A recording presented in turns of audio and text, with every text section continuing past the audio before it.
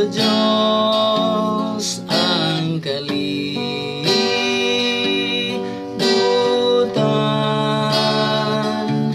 sa pagkaagi nagihatag niya ang iyang bugtong anak.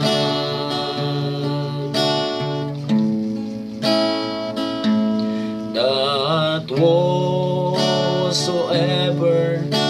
believeth in him should not perish, but have everlasting life.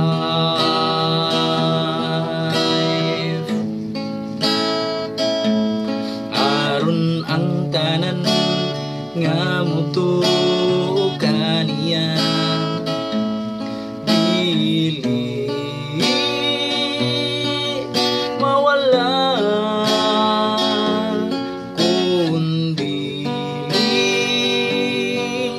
may kinabuhi nga walay katapusan. For God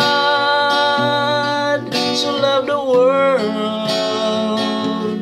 that He gave His only begotten Son. Kay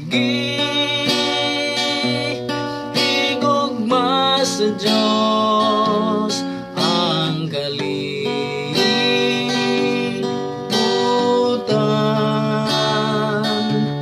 sa pagkaagi nga gihatag niya ang iyang bugtong anak.